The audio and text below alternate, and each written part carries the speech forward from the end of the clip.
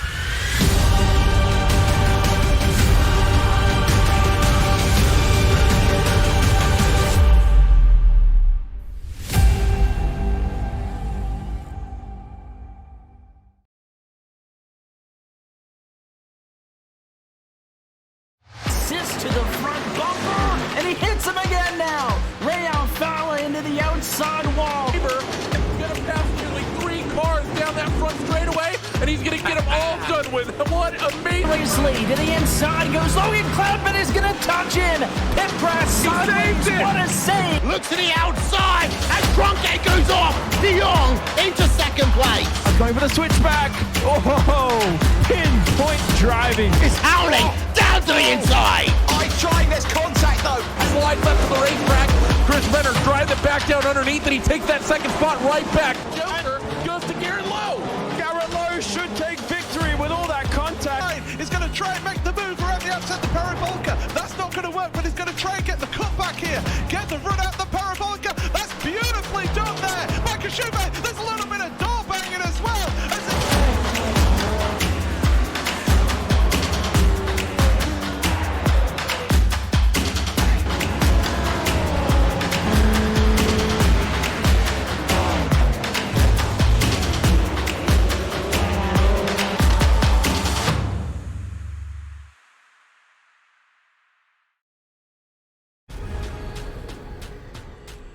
The most realistic online racing sim ever made. This is iRacing. Detailed laser scan tracks, fully dynamic real world cars, and over 50 series to choose from. 6 online world championships offering over $100,000 in annual prizes. This is the original eSport racing game. This is iRacing.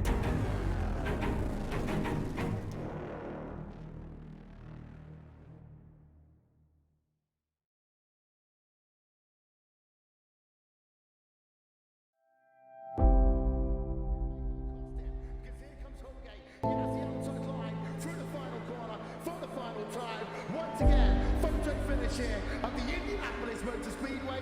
Will it be Tim Hogan? It's going to be Christopher DeMerit at the line.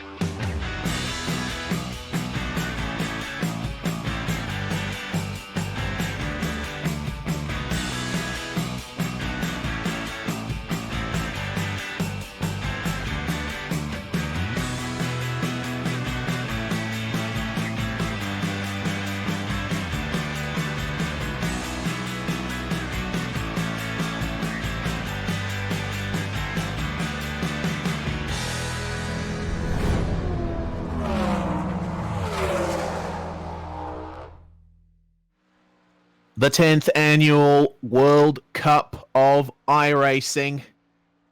Here on the iRacing eSports Network, we are SimSpeed TV, and it is our pleasure to bring you Oval Match 7.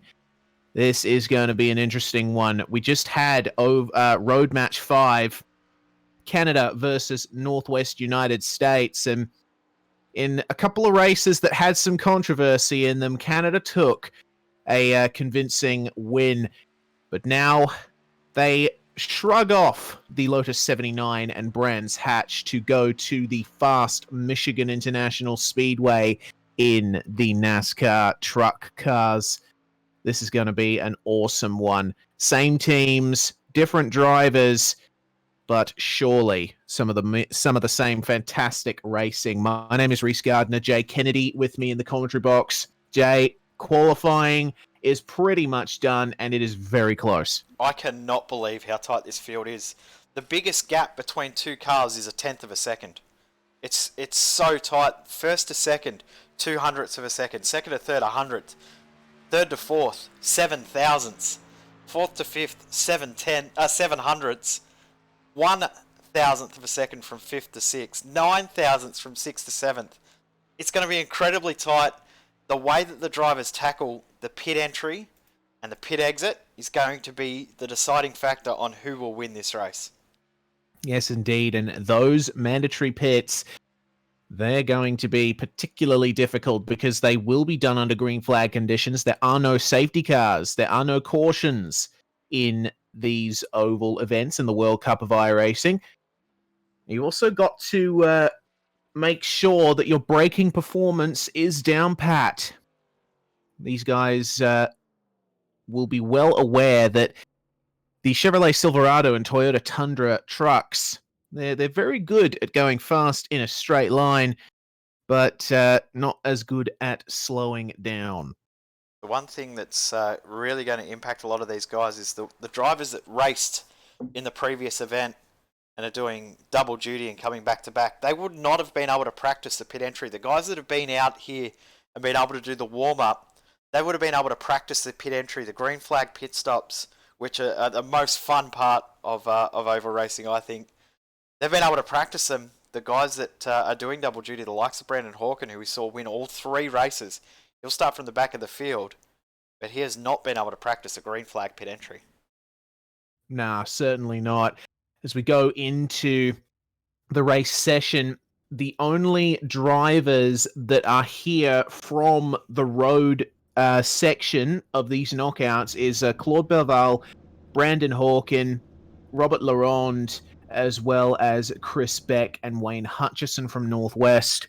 So we've got a few new faces in this particular one, but Matthew W. Bell is the pole position man for Canada. Claude Belval in second with Brian Bennett in third. Lauren Arden in fourth place. Ray Partridge in fifth. Carl Scharf in sixth. Austin Derbyshire in seventh. Eighth, Chris Beck. Jeff Stabno in ninth. And William Fletcher rounding out the top 10. We've got Dee Palmer in 11th with Stephen Paulison in 12th position. C.R. Reid and Robert Laronde on the 7th row with Mark McFadden and Brandon Hawken. On the final row of the grid, you'd think, looking at the way that qualifying's gone, slight advantage to Northwest, that they've got the majority of drivers in the top 10, but the front row to Team Canada, I must say well done to everyone out there. It's made it nice and easy looking at the cars. The majority of the cars in team colours makes it a lot easier for us to try and work out what's going on. Yes, certainly does. As they come out here onto the racing surface of Michigan Speedway. The problem that these drivers are going to face is the racing line around Michigan. We saw last night, and you and I both know, Jay, from racing this track in the very distant past. The old version. The old version, but it's still true in the current version of the track that was rescanned recently by iRacing. You can't go too low, because the optimum racing line is actually a car width or so up from the bottom of the banking. So if drivers are going side by side, it's going to be the driver on the outside in that mid to high line that will have the advantage coming off the corner. We saw last night as well that the guys on the outside were able to squeeze the guys on the inside down so that they were compromised on their exit and get the run on the outside. So even if they are ahead through the mid corner on the inside, it doesn't necessarily mean that they're able to take advantage. We're into the start zone. Green flag flies, 20 laps for Heat 1. Bring it on. Yes, indeed, and Matthew Bell leading the way, and Claude Belval already coming under attack from Lauren Arden on the outside, and on the inside, Brian Bennett. Oh, don't want to go like this too early, people. Belval in a lot of trouble here, actually. He's getting swamped. Yeah, didn't get a great start, but in saying that, now trying to come back on the inside. If you can stay about where he is, that groove that he's in now, he might be able to get the advantage coming out of turn 4. It's still side by side, almost door-to-door contact. Who's going to jump into the pits? Pit lane is open straight away. And we saw that guys pitting early in these races was a huge advantage going on in the later parts of these races. Yeah, certainly was. Claude Belval on the inside here for position 2.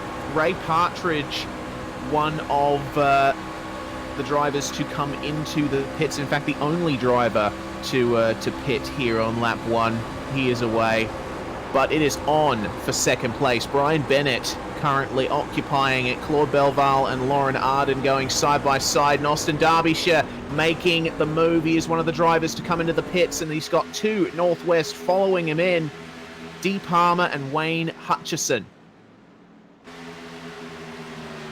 Claude Belval jumping into the pits as well. So we've got quite a few drivers going for that early pit stop, trying to get that advantage. So Brian Bennett is in hot pursuit of Bell. Sorry, Jay. I was just going to say that the drivers that have probably watched a few of the other heats or the other matchups before this will know the advantage that pitting early actually gives you. It's surprising how much of an advantage it actually gives, but Brian Bennett looks really quick and really comfortable out there on track. He might be able to steal the lead away here. Of course, the ruling in this series, you are allowed to drive below the white line on the tri-oval. You are not allowed to overtake below the white line on the tri-oval. So guys are going to be a little bit careful of that. Driving below the white line is okay as long as you're not trying to overtake. That's exactly right. And once you are below the white line, below the white line and side by side with someone, they have no obligation to let you back up onto the racing surface. So gotta be careful there. Gotta play your cards right. Bennett gives up the spot to Lauren Arden, and so Arden now will try and hunt down the Team Canada driver, Matthew Bell. 4 laps down, still 16 to go. This is a great fight going on. Yeah, all using the tri-oval there. Awesome pack. Matthew Bell holding off against the Northwest onslaught. Meanwhile, Brandon Hawken, Stephen Paulison, Mark McFadden in their own little pack behind these guys. Bennett's just lost another spot, so he was challenging for Matthew Bell. We're going to change the lead, though. Here we go. Bell's coming in the pits. Lauren Arden takes the lead. Yeah, so Northwest doing very well here. Canada, I guess, doing the best they can. Oh, Paulison, a little bit of a twitch on the down change.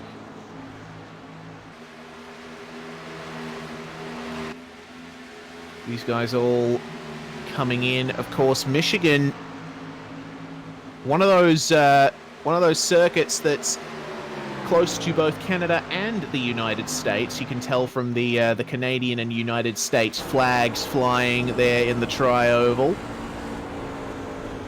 So I would presume that a lot of these drivers are well at home here. Well, probably more so the Club Canada as opposed to the Northwest, a little bit too far away from the Northwest side of things, but... Oh! Austin Derbyshire in the wall! Oh, that was a big damage. hit. He's got big damage. Loses a spot to Partridge. He's going to lose another spot to few other drivers by the looks as well. And lucky for him, he's got a couple of teammates from Club Canada behind. We've still got 3 cars left to pit. Brian Bennett did pit, and he has come out ahead of Belval. How close is this going to be between these two guys? Belval straight around the outside, so pitting early for him has worked really well. Brian Bennett now dropped 2 spots because Matthew Bell has gone through as well. Yes, indeed. So, Belval and Bell doing very well for Canada at the moment. No drivers are going into the pits as of late, but seems like a pretty convincing lead there for Belval and Bell. Effective lead, that is. Effective, yes. Yeah. So Brian Bennett, as we know, was at the back or at the mid of that lead pack. So Belval and Bell will likely have a 2 or 3 second lead, as we're just seeing a change of position too. Ray Partridge, CR Reid through. Partridge compromised, he's going to lose another spot here. Just didn't get the run out of turn 2. Yeah, certainly not optimal at all. Laronde using that outside line very well against Palmer. Out of turns 3 and 4 and convincingly by. So change for the lead, or the effective lead. Matthew Bell through. Also Brandon Hawken yet to pit, but he's gone from last to third once again. So that's another race that he's just worked his way through the field. I don't think that'll stand when he comes into the pits, but good to see him up that high. It's looks good on paper. It's not quite as good when you actually see the effective position. But Matthew Bell now the effective race leader. Or will Lauren Arden be able to come back and respond? Pace-wise, looking at the lap times, Matthew Bell is going to streak ahead. Yeah, definitely seems that way. Bell and Belval working together really well right now to possibly take a 1-2 for Team Canada. Possibly.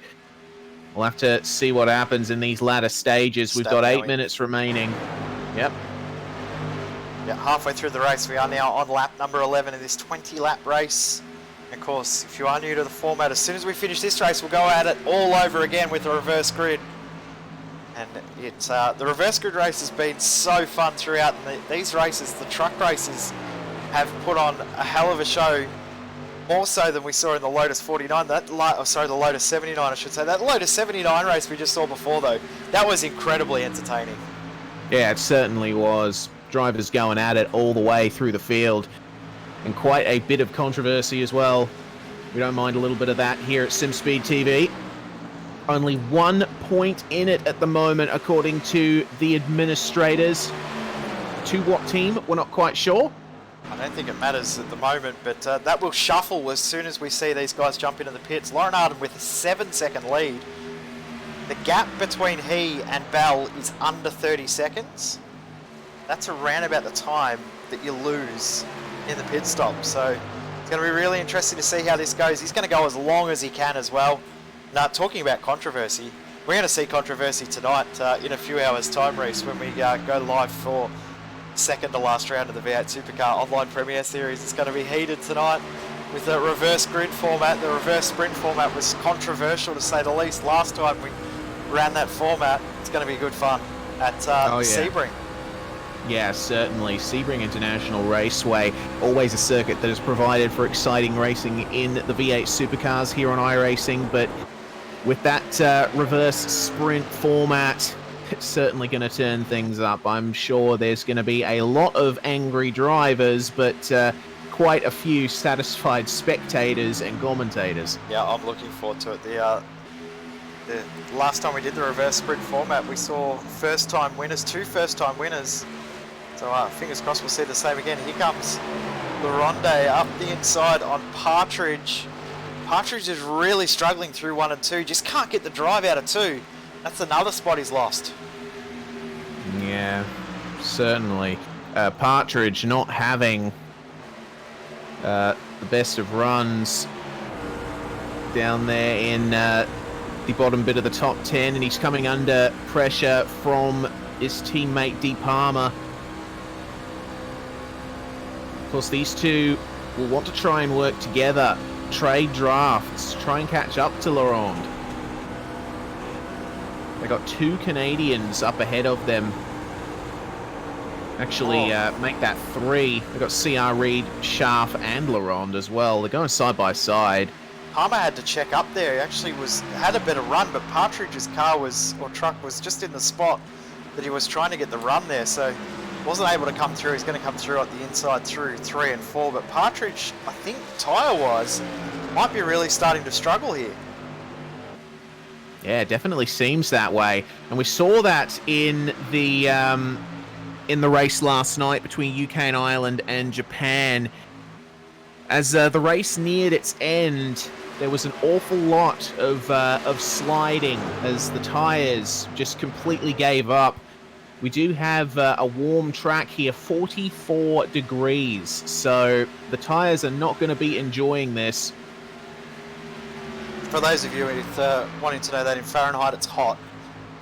Yeah. Like really hot. I can't work it out. It's about 115, 120? Something like I that. don't know. It's over 100. 37 is 100. There you go. So it's over that. Well, there you are. That's all I know. I only remember that because my grandmother used to tell me I'm only allowed to go. She would only go swimming when it got to 100. So I had to work out that was 37. Righto. How's that for a random fact? Random facts here on SimSpeed TV. Arden staying out. We're good at random facts. Arden staying out. He's now got an 8-second lead. The gap between Arden and Beldo, 27 seconds. So it's closing at around about half a second a lap. Arden is in a lot of trouble here. He will not be leading. Probably going to drop back to maybe 5th or even 6th place when he comes out of the pits. Yeah. It's not the best there for Lauren Arden, and I think in the next race he may just have to be one of the first to pit if he wants any hope of getting this good result for his club. Partridge has just lost another spot through 1 and 2, giving another spot to another teammate, so it's not the end of the world to give up a spot to a teammate, but De Palma looks strong, might be able to come and close that gap down to Laronde ahead. And Carl Schaff having also said that, tiny bit of a twitch there from De Palma, Jay. I'm very sorry. Laronde also nearly hit the wall. This is where the tyres really start to struggle now. Yes, certainly. Team Canada currently in the lead of this one. It's 78-43 at the moment. And Arden still needs to pit as well as Hawken. 2 laps to go. So Arden and Hawken will need to come in this time. Hawken in now. Let's see Arden come in and then we'll watch and see where he comes out. The white flag will fly this time by. Of course, the penalty for not pitting in these races is huge. 2-lap penalty plus pit lane start. Pit lane start in this race will absolutely ruin any chance you have of any result. Yeah, absolutely. Arden passing below the yellow line into the apron. So let's see where Arden ends up. Yeah, taking it very easy. I think he realizes what's you don't want to get a penalty there. That on. absolutely ruins you as well. If you get a penalty, 17 seconds added to your pit stop time. When you're only pitting for 7/10 of a second, to add 17 seconds, that's day done. So you don't want to do that. But Matthew Bell will come around and take the race lead. Arden still stopped, and 4-second stop for Arden. That's going to hurt as well. Arden still just coming out of the pit lane. Going to drop, as I said, to around about 5th, maybe even 6th position at the moment. But side-by-side action between between Schaff and Stabnow. Stabnow through into 6th. Arden's come out in 4th, but he's going to drop behind. He might even drop to 7th position here, Lauren Arden. This is going to be tight. Arden was slow coming out of the pits, shifting early. The revs were very low. Stabnow up into 4th. Very good stuff there from Stabnow. Definitely coming on strong in this latter stage of the event. Well done to Bell, picking up the win. Belval in 2nd, Bennett in 3rd. Arden will cross the line officially in 6th position in the end. So that's really painful for him. We'll get the results up on screen in just a moment. But of course, reverse grid in the next race. We'll mix up this field once again. That was a fun race, and I'm surprised the strategy that some of those guys actually played in that one. Yes, The indeed. results on screen now. Yes, indeed. Canada are the winners of this one. Matthew Bell and Claude Belval taking a 1-2. Brian Bennett in 3rd. So Jeff Stabnow in 4th with C.R. Reid in 5th. 6th goes to Lauren Arden. And the top 10 completed by Carl Schaff, Robert Laurent, Dee Palmer, and Ray Partridge, with Brandon Hawken as well. So now we move into the second race. Lauren Arden has disconnected. He has left the server manually. Not sure what that's about. Possibly some sort of tech issue. Can happen between races, but that'll be possibly why we saw him so slow. We were unable to shift or something. Maybe trying to restart something and get back out on the circuit. But Fletcher and Beck on the front row. Derbyshire and Hutchinson on the second row. McFadden, Paulison on the third row. Hawken, Partridge on the fourth row. Fifth row, Palmer and Laronde.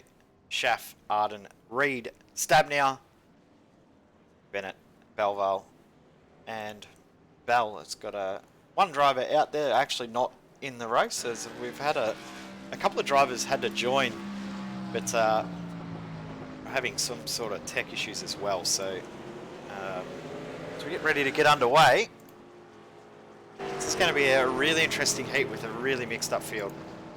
Yes, indeed. Really looking forward to this. The matchup between UK and Ireland and Japan was really one to behold, and I certainly think it's going to be more of the same at this time around.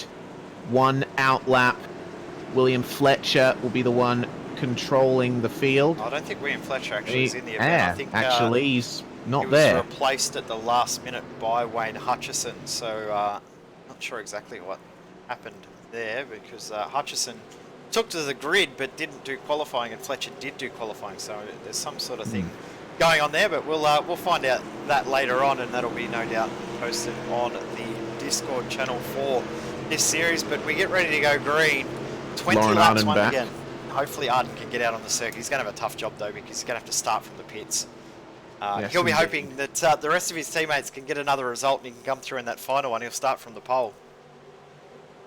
Well, we'll see what happens. Austin Derbyshire leading the inside row. We are green. They wait for the green flag to fly. Chris Beck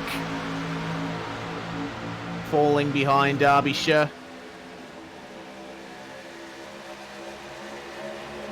And look at the jostling and the pack already coming into turn one.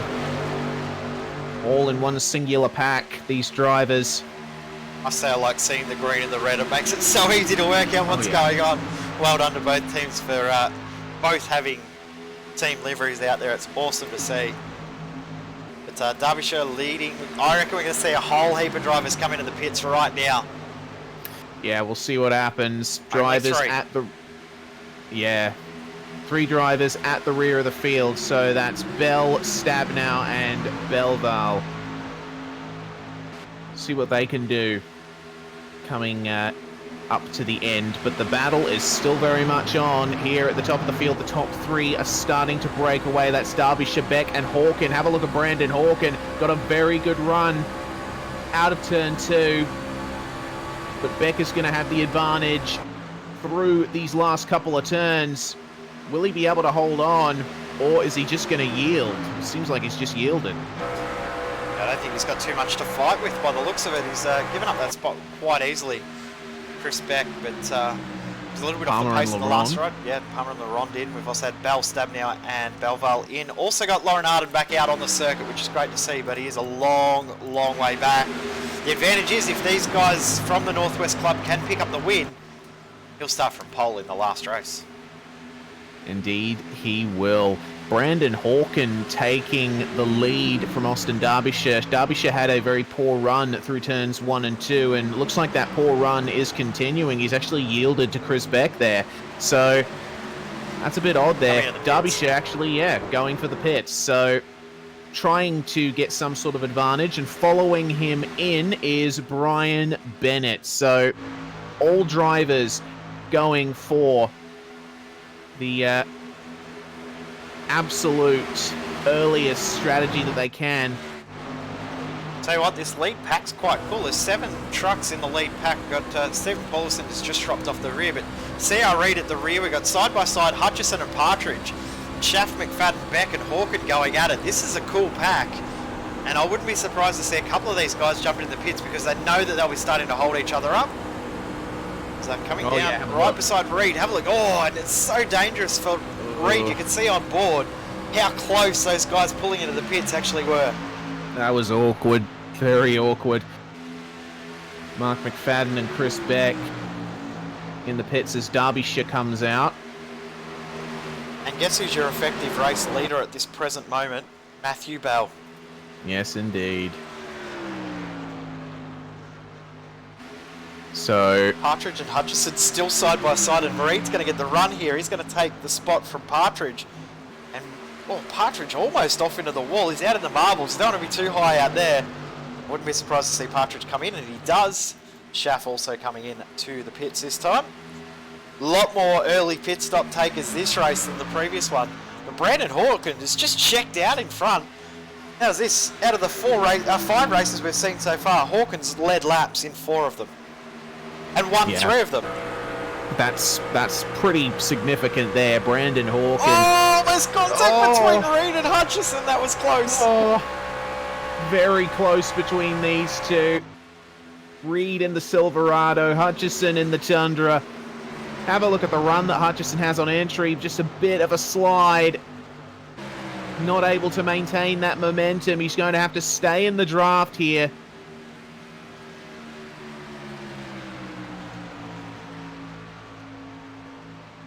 Awesome These two battle. Fighting very hard, yes indeed. And I'm noticing at the back of the top 10 there is a chain of Northwest cars. Stabno, Beck, Bennett and Palmer in 11th. They've just overtaken Carl Schaff. Yeah, so now on track at 6th, 7th, 8th and 9th for those guys, with Schaff in 10th. But they probably will jump a few of these guys at the front once the pit stops happen. We saw it was around about 34 seconds lost net time in the pits. So that'll put the guys out in front, put Hawken all the way back into 13th position at the current pace that he's got. The early pit stop is such a huge advantage. I'm surprised how much of an advantage it is at the moment. Yeah, certainly. It's very, very interesting. I think maybe just giving the tyres a bit of a chance to cool down a little more, so that they aren't as hot by the end. That may be one reason why it works.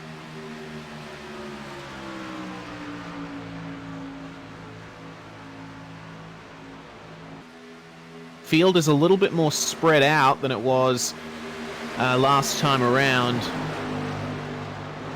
I'm not seeing a huge amount of inter-team battling here. It's more just drivers from the same club fighting amongst themselves in a pack, just cruising.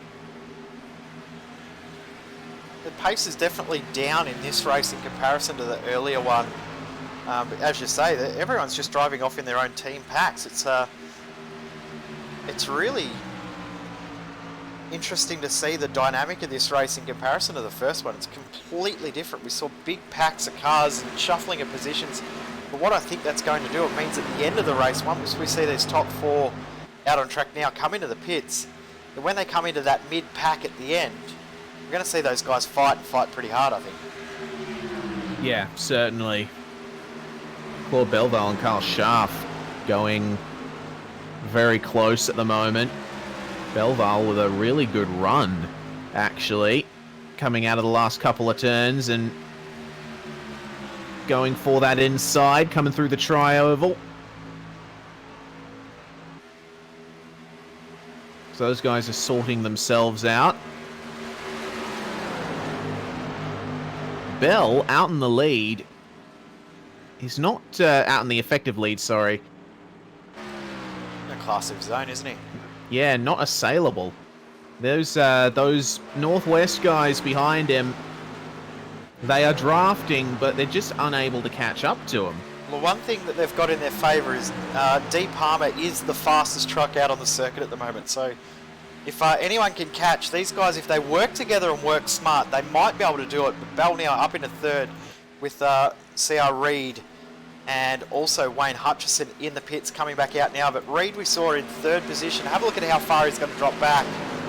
He's going to probably lose a spot to Belval and Schaff as well in the Ronde. Maybe even Wayne Hutchison might. Oh, sorry, Wayne Hutchison is just coming out of the pits as well. But Ray Partridge, side by side. Mark McFadden goes through. Brandon Hawken now in the pits as well. And Reed has come out right behind Belval, just ahead of Schaff. So they've come out in team packs again. Hawkins overshot his pit box. Latz ended his race, unfortunately. He won't be able to come back from that. Pit lane time is already at 40 seconds. Majority of the field around about 27 seconds. So it's cost him an extra 10 to 12 seconds just having to reverse and come back. Gap between Stabnow I should say, and Bell staying very stable around 2.3 seconds. I hear a car around. Belval in the wall. Oh. What has happened? His race done. Oh, goodness me. So we go to a replay just to see what happened. Did he just come up too early? It's just in front of his teammates. Ran wide, just ran wide, yeah. clipped the wall, and then hard into the inside wall after that. No. Oh, jeez, that's a heavy impact. God. I wonder that's race done for him. You'll probably have a little bit of whiplash from that one. Yeah, more than a little, I'd say. Stephen Paulson, the last car to pit, and so the field is cleansed, I believe. Yes, field is cleansed, so the only downfall for the Northwest Club is if they do somehow pick up the win, Lauren won't start on pole because it'll now be Belval starting on pole. But Beck looking quick, but last lap time. First, second, third, all doing identical lap times. Beck slightly the fastest car on track, but all doing 41.0s. So the pace is not enough at the moment for these guys in the Northwest Club to catch up and maybe fight with Bell. Try and get a points update as soon as we can as well.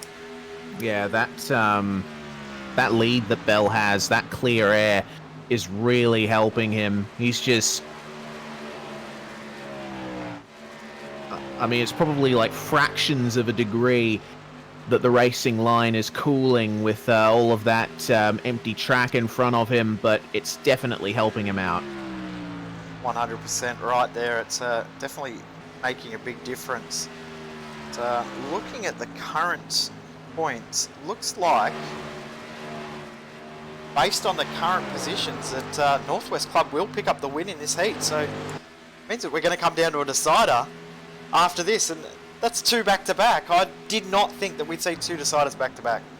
I tell you what, these teams have managed to turn this into a couple of the most competitive rounds, competitive matches that I think we've seen so far. It's certainly been scintillating. It's been great so far, and we did know beforehand that these were the two most evenly matched teams in the entire event.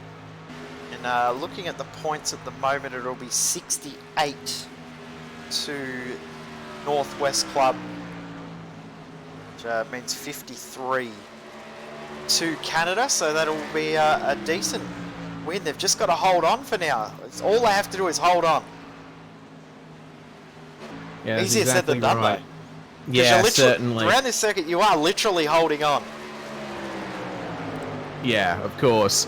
And Michigan is one of those super speedway tracks that isn't flat out the whole way around.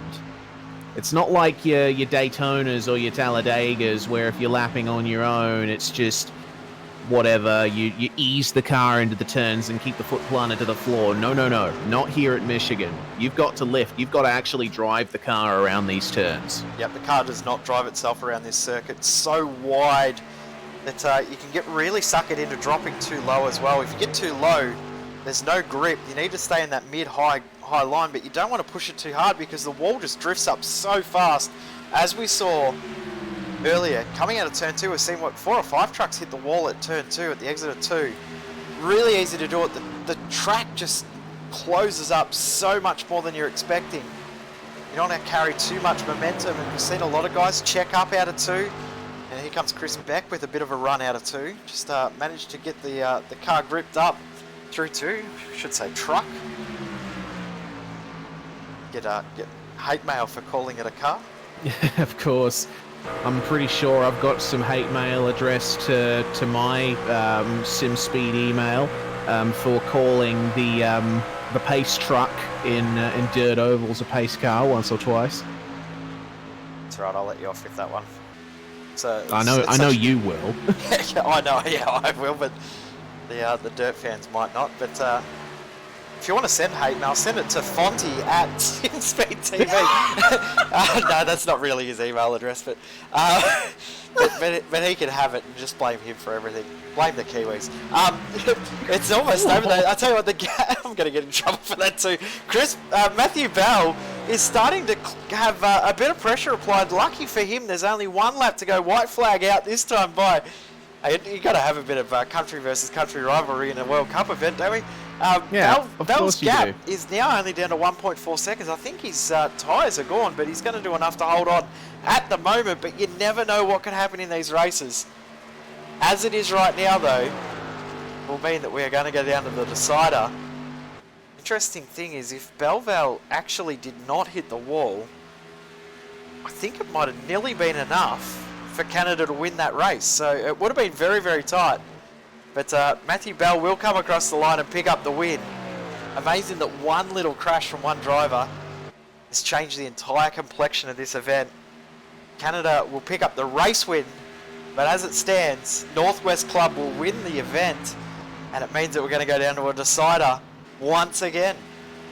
Yes, indeed. So the drivers are going to have a very short break between these races to compose themselves.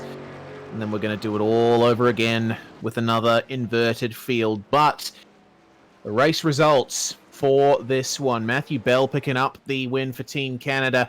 Jeff Stabno, Chris Beck, Dee Palmer, and Brian Bennett in 2nd to 5th. 6th, Brian Bennett. Hang on a minute. I think your screen just updated at that exact minute. Brian Bennett's in 5th. Carl Schaff in 6th. CR Reid in 7th. Robert Laronde in 8th position. 9th goes to Mark McFadden, and Wayne Hutchison takes the last 2 points with a 10th position. Partridge Paulison, Hawken, Derbyshire, Arden, and Belval not able to pick up any points. We are waiting for confirmation, but as far as we can work out, it's 66 to 55 is the points, but that could be completely wrong. That's running off J-Maths. J-Maths is often wrong, so we will wait for confirmation. But hopefully we'll have that in just a moment. Yes, indeed. Well, that second race, not as out-and-out action-packed as the first one, but it's a bit more tactical, wasn't it? Yeah, certainly an intriguing one. You really got to see how the drivers played to the circuit, I guess you could say, which as I alluded to, really counts at Michigan compared to other tracks of this size. Yeah, it's been really good to see. I think this last race, I think we're going to see a lot of drivers in the pits on the first 2 or 3 laps. They've a few drivers that race very, very smart would have realised how much of an advantage that undercut is. You're not burning up the tyres coming into the pits when your tyres are already destroyed. So I think that's the big advantage for pitting really early. The braking into the pits when you've got fresh tyres makes it so much easier and makes the tyres last a little bit longer. Trying to dive into the pits on 10, 12, 14 lap old tyres in these extremely hot track conditions makes it quite hard. So Track temp 110, by the way, 110 Fahrenheit at the moment, with a 43.3 degree track temp Celsius. Rather warm conditions out there. Has made for interesting and entertaining racing. But I'm glad it's those guys and not me, because I'd be struggling. I'd probably be in the wall after about 5 or 6 laps with the track as warm as it is right now. Yeah, certainly. It's actually gone down by 1 degree in the midst of the lack of racing going on at the moment, but it's still going to be quite hot, quite greasy out there. Like a bad box of fish and chips. Is there such a thing as a bad box of fish and chips? Oh, I've had a few. Yeah, I think you're right. I actually have 2. I have 2. Lucky when you did come to visit that we didn't have fish and chips. We had some beautiful food. Well, here, saying that a little bit too much of that greasy fast food while you were visiting a couple of weeks ago.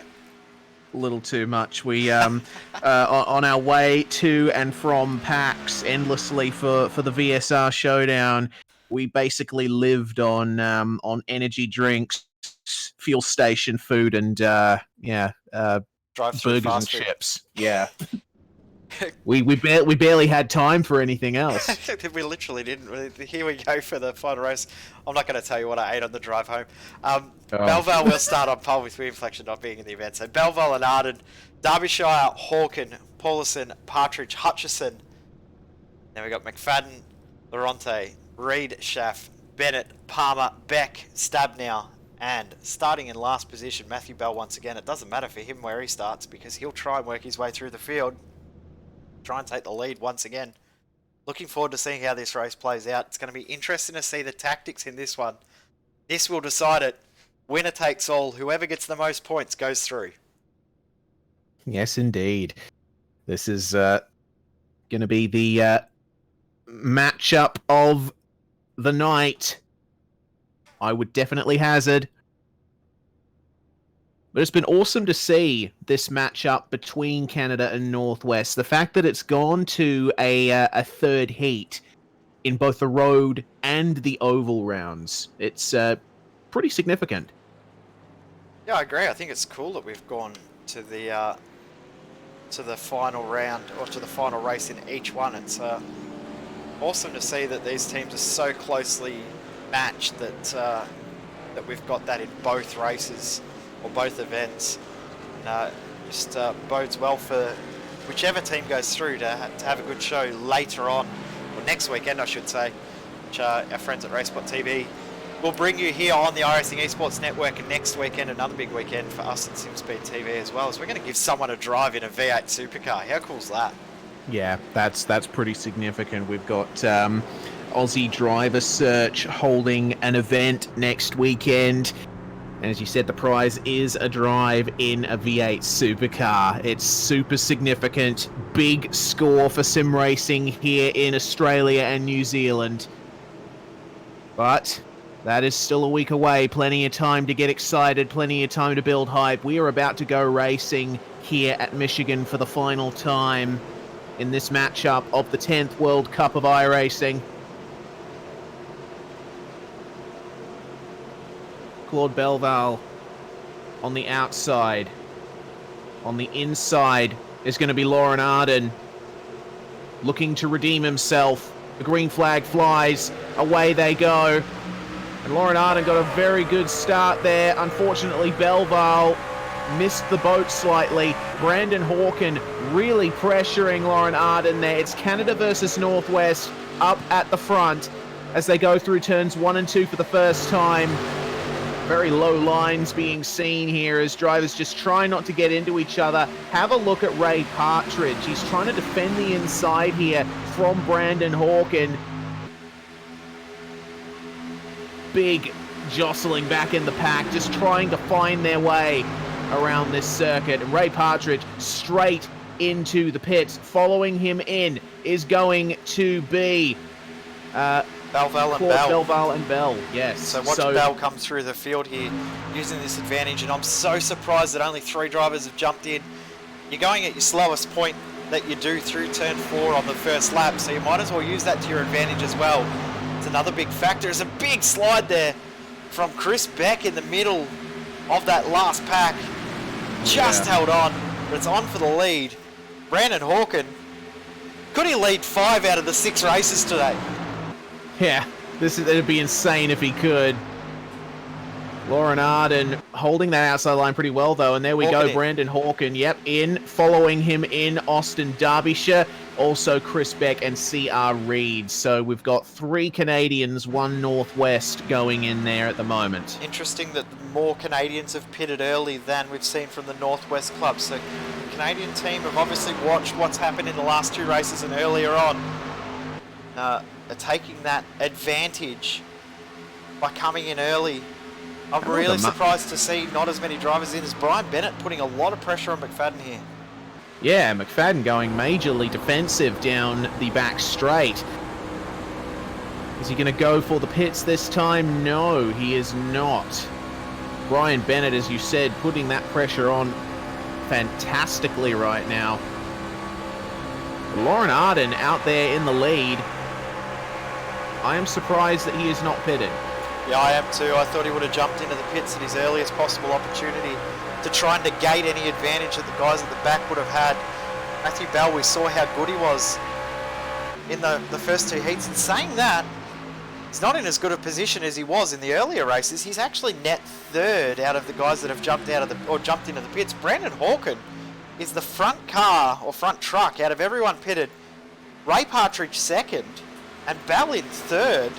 So for the first time all day, Matthew Bell is under pressure to get the net lead of this race, as we've now got Arden, McFadden, Schaff and Palmer in the pits. Only 4 trucks left to pit in this race. Yes, indeed. So everyone, almost everyone going early, well and truly realizing the significance of that. Ray Partridge versus Matthew Bell. Very close through the tri-oval. Partridge just has a little bit of an advantage. Oh, coming down slightly. As the cars come out of the pits. Oh, contact between them. Partridge almost hold on. Yeah, Partridge holds on. Very well held, but goodness me. That was a bit elbows out between those two. Going to a CPR Kart Parts replay. So Partridge coming down, Bell coming up. They both want the same bit of track.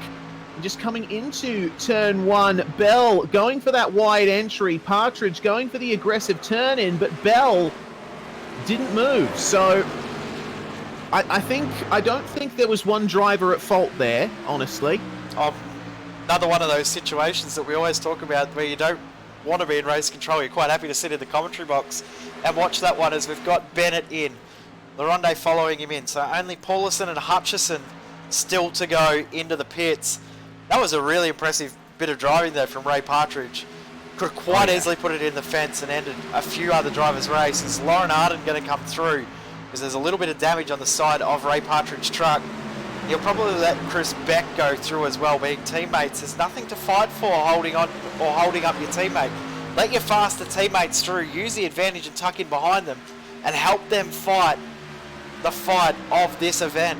It's all about teamwork, and it's something really unusual in a lot of racing that we don't often see, is drivers that don't normally work together. We see lots of little teams out there, but to see 2 teams of 8 drivers working together is a really cool dynamic to watch.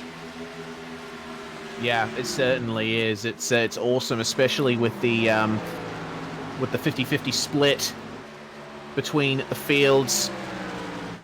Brian Bennett just coming out of the pits.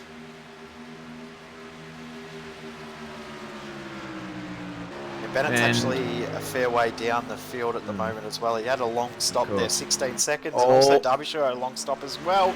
Schaff and Palmer. Yeah, Schaff and Palmer. Yes, indeed. But Schaff and Palmer, I'm noticing, very close. They were almost touching through the tri-oval. Schaff with the advantage, and through he goes.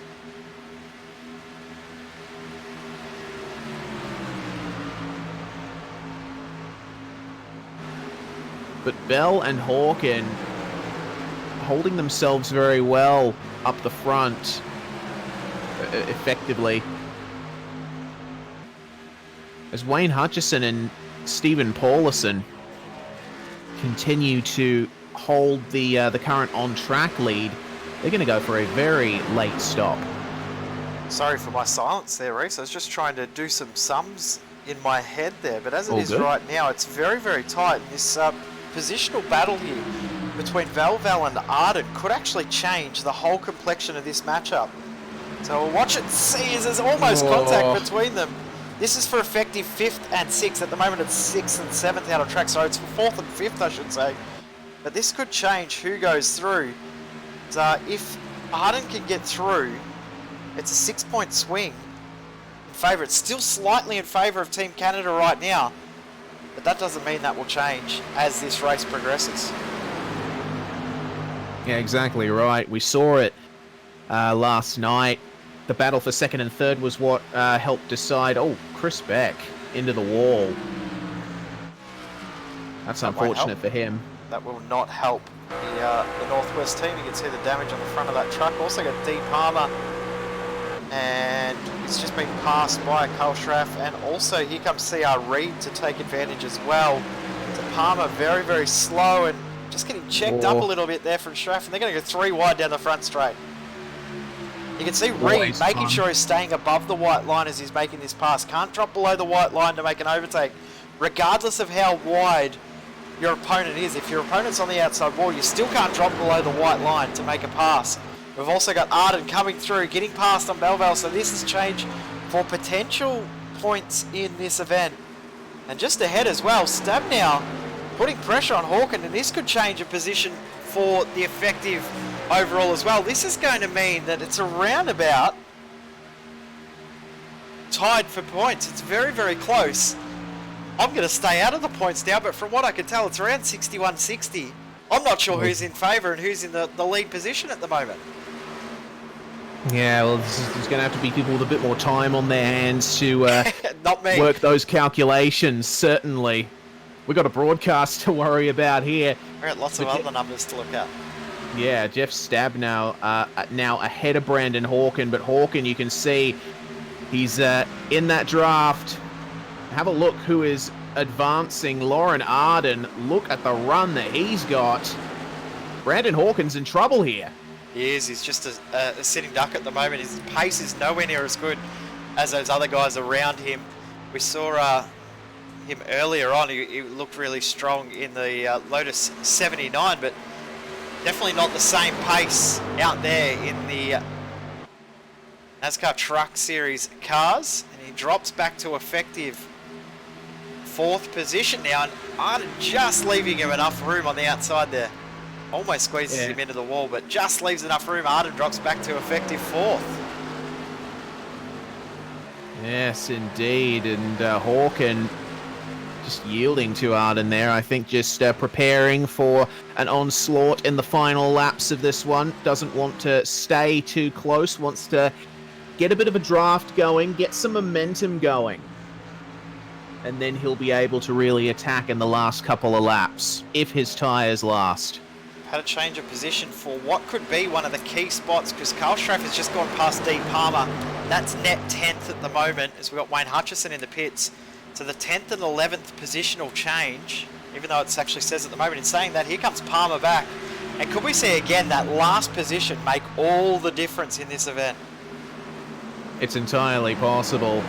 It's really close between all of these drivers. CR Reed currently in on track 10th, but have a look at Palmer coming under attack from Carl Schaff for effective 10th. What a fight this has been the whole way through this race. They haven't left each other alone, have they? No. Hutchison's just coming out of the pits as well. He's going to come out right with these guys as well, so this is going to be an intense fight.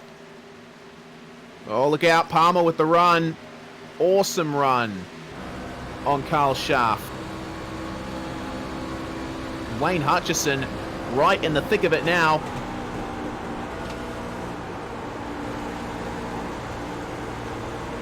Just working the wheels slightly through the turns. The truck getting out from under him slightly. And Palmer there in the draft. Any advantage? No, sorry, not Palmer. I'm stupid. It's Schaff. It's alright, I'll let you off. It's been a long morning already for you. You haven't even had breakfast yet. You got up and jumped straight into the comms box with me. I appreciate your help, and it's a big day for us here on Speed TV with Scops coming up in a few hours' time. What a race this is. This is so intense. At the back of the field, teammates make contact between CR and Mark McFadden. Here comes Palmer, going to take advantage. This could change how the race goes. It's gone from 10th to 9th. That's another 4-point swing, and could he get another spot? Palmer almost making contact with Reed. Yeah, you could see that Palmer gaining on Reed, and Reed, that's a very tactical move going down to the inside because that would leave Palmer with no choice but to go below the white line. So Palmer had to yield there. Have a look at this. Palmer balked on the exit. This is going to let Shaft back through. Wow, what a fight this is. We've got 3.5 laps to go, and this is still up for grabs. We've just seen massive point swings. The front of the field looks fairly settled in regards to team positioning. First for Canada, second and third for Northwest, fourth and fifth for Canada.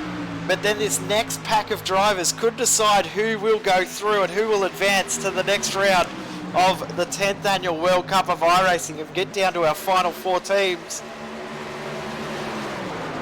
Who is going to take it? Have a look at Palmer around the outside, gets 2 in one corner at the exit. McFadden massively checked up, and here comes Hutchison to take advantage. They're going to go 3 wide, and Hutchison gets into 10th. Wow! What a run from Northwest in that just 1/2 of a lap. Fantastic stuff from those guys. It's not over. Hutchison in trouble again. Carl Schaff now with the run coming out of the last turn. They start lap 19 out of 20. This is not done. This is not over. The points are still very tight. It's also closing up for the overall lead of this race. But here comes Hutchison back up the inside of Schaff. They're still side by side down the back straight. White flag this time by who is going to take it? I am glad I'm not working out the points because it's giving me an ice cream headache already. Yes, certainly. Schaff with that outside advantage through the mid-corner, but have a look on the exit. Wayne Hutchison coming back. Contact. They're going to slide. There's going to be a crash. The 98 spinning around, and Carl Schaff straight into the start of the pit wall. McFadden, though, has got back into 10th position. So crucially, Canada has been knocked out of 10th and then takes 10th back. Hutchison's dropped all the way back. McFadden is going to try and hold on. This position is not done.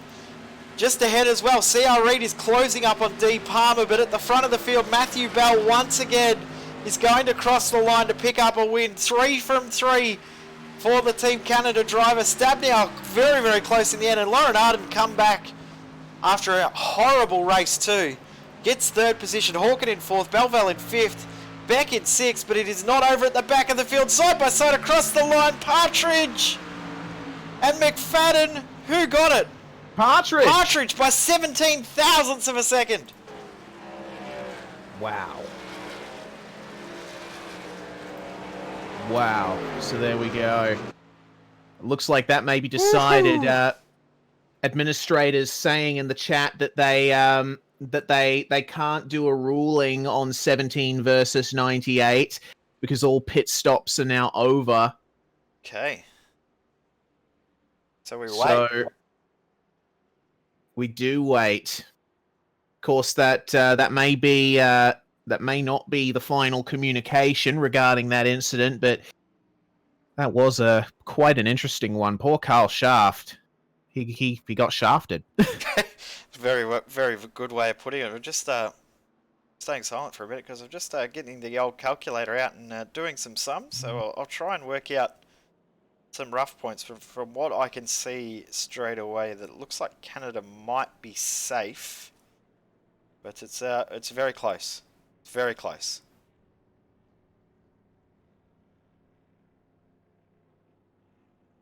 It looks like Canada win 64 to 57. Yeah, I was just adding that up there and got the same number, so that's always a good sign. But that's very, very close as well. So great job from both teams. What a fight between both teams throughout the entire event. Congratulations to both teams on an awesome fight. love the real hard-fought racing between both teams. It's great to watch. Yeah, very competitive from both of those clubs, and really showed the class of some of their drivers there.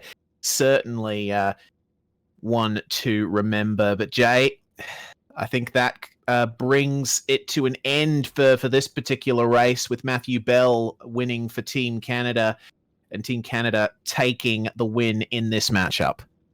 Yeah, congratulations to Team Canada on winning both rounds. It's awesome to see that we've had both of our races between those two clubs go down to the third deciding match, and we knew that the matchups being the 4th and 5th place teams in pre-qualifying, that this was going to be even matchups, but I think that's even surprised us how close both those races were. They literally come down to the last couple of positions on the last lap. Awesome racing. Yes, indeed. And with that, we say goodbye for now. SimSpeed TV on the iRacing eSports Network. Thank you very much for watching. Make sure to subscribe to SimSpeed on YouTube and subscribe to the iRacing eSports Network as well if you haven't already. The fun never stops on here. Fantastic stuff from all of iRacing's biggest broadcasters. Congratulations to Team Canada for winning this matchup, and we will see you next time.